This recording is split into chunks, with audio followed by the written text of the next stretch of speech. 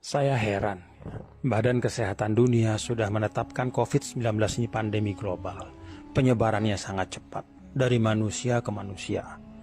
Karena itu berkumpul bahaya, jadi sebab penularan. Pemerintah juga sudah mengeluarkan seruan, himbauan, bahkan larangan berkumpul untuk keselamatan kita semua.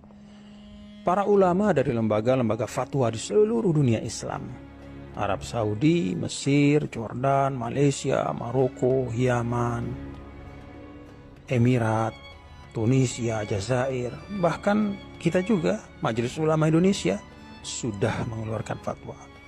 Lebih dari itu, para tokoh umat juga sudah bersuara, meminta untuk kita mentaati seruan pemerintah. Tapi sampai hari ini, masih banyak yang tidak mengindahkan dalil-dalil Al-Quran dan hadis yang disampaikan para ulama, mereka abaikan.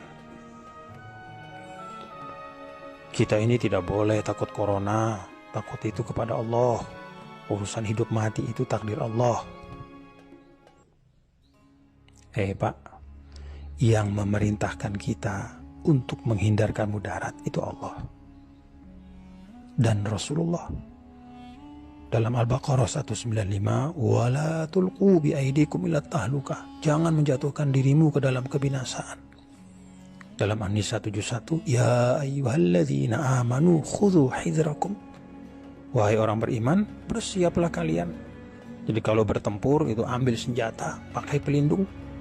Karena itu Nabi maju ke medan tempur itu pakai pedang, perisai, baju besi. Beliau pakai migfar, itu topi baja, untuk melindungi dari musuh. Apakah itu artinya Nabi kurang tawakal, takut kepada manusia, melebihi takut kepada Allah? Kan tidak. Saat hijrah kalau kita lihat, Nabi juga perginya diam-diam, tengah malam, lewat jalan yang tidak biasa, supaya tidak ketahuan orang Quraisy, supaya nggak ketangkap. Apa itu artinya Nabi penakut? Pada saat penyakit menular, kata Nabi, firro minal majzum, firoroka minal asad. Hindari orang yang kena penyakit menular seperti engkau menghindari seekor singa. Jadi menghindarkan diri dari kebinasaan, dari penyakit, berikhtiar menghindar dari wabah, itu adalah perintah agama. Ada lagi yang bilang, tapi kan kita wajib makmurkan masjid, sholat berjamaah di masjid. Pak, dulu ya saat hujan deras saja Rasulullah SAW minta panggilan sholat diubah. Shollu fi buyutikum, sholatlah di rumah kalian, nggak usah dulu berjamaah di masjid. Itu karena hujan, khawatir memberatkan, ada lumpur. Apalagi ini wabah yang terbukti di seluruh dunia itu berpuluh-puluh ribu, sebentar lagi ratusan ribu yang sudah meninggal. Ini tidak hanya urusan lumpur, ini bisa membahayakan nyawa. Ada lagi yang masih ngeyel, tapi sholat Jumat kan gak apa-apa, sekali seminggu, itu kan syiar. Pak, sholat Jumat itu juga boleh ditinggalkan karena uzur syar'i. Dulu saat musafir, Nabi tidak Jumatan. Padahal banyak sahabat sama Nabi, berpuluh-puluh, beratus-ratus. Beliau sholat zuhur, mengganti Jumat. Saat sakit, para ulama juga sepakat, Jumat itu bisa diganti dengan sholat zuhur. Nah sekarang ini fatwa sudah banyak, jelas, tegas. Untuk kemaslahatan umum, memutus rantai penyebaran wabah, menyelamatkan jiwa manusia.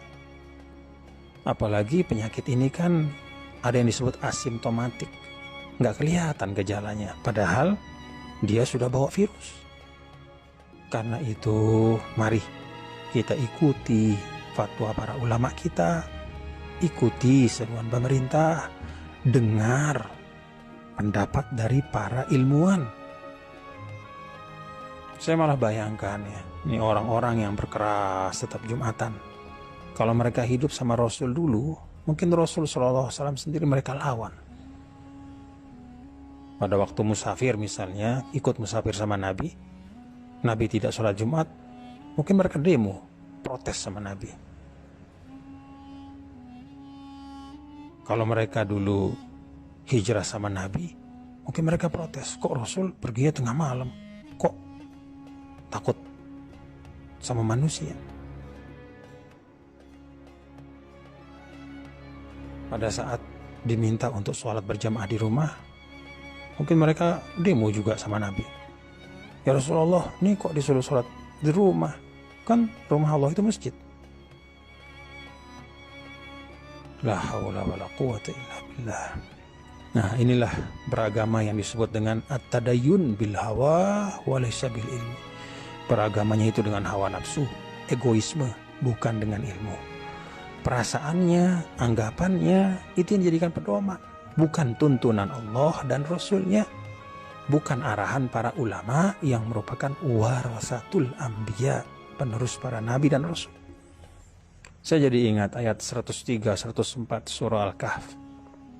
Qul hal nunabbi'ukum bil akhsarina a'mala alladzina dhalla sa'yuhum fil hayatid dunya wa hum yahsabuna annahum yuhsinuna sun'a.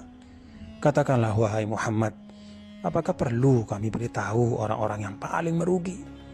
Itulah orang-orang yang sia-sia perbuatan mereka, padahal mereka menyangka mereka sudah berbuat yang sebaik-baiknya.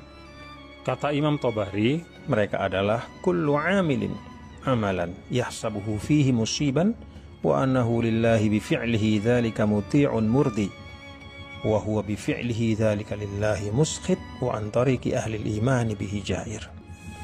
Orang yang beramal dengan amal yang mereka sangka tepat dan dengan itu menjadi orang yang taat dan mendapat ridha Allah, padahal pekerjaannya membuat Allah murka dan jauh dari jalan orang beriman.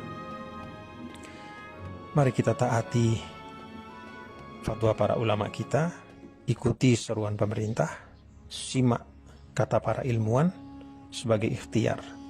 Semoga wabah ini segera berlalu dari tengah-tengah kita.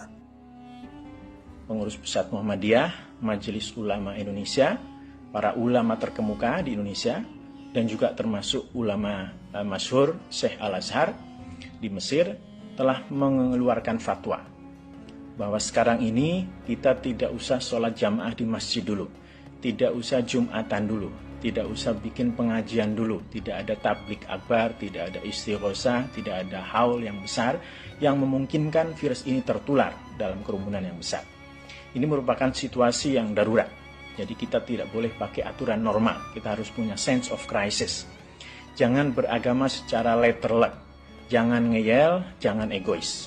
Mari beragama dengan menggunakan akal untuk membentuk akhlak. Kita beragama tidak menuruti hawa nafsu.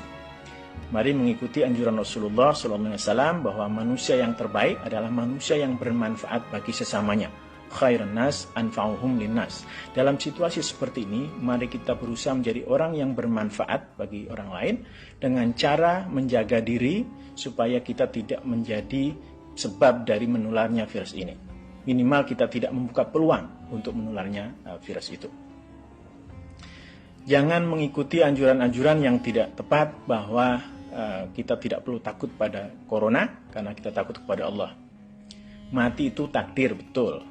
Takdir itu tidak bisa diubah, betul. Jangan takut kepada corona, betul. Tetapi kita ini bukan penganut aliran Jabariyah, fatalisme. Kita harus melakukan ikhtiar. Rasulullah SAW, para sahabat, para ulama terkemuka sudah menganjurkan bahwa kalau ada wabah, hindari. Kalau ada penyakit menular, jauhi. Kita harus melakukan ikhtiar. Kalau ada bahaya, ikhtiar kita adalah menghindari. Kalau ada rizki, ikhtiar kita adalah menyongsong. Coba bayangkan, kalau ada anjing gila yang mungkin menularkan rabies, lalu kita lari, apakah itu berarti bahwa kita lebih takut kepada anjing itu daripada takut kepada Allah Subhanahu wa taala? Tentu tidak. Takut kepada Allah dengan waspada pada virus corona mestinya berjalan seiring.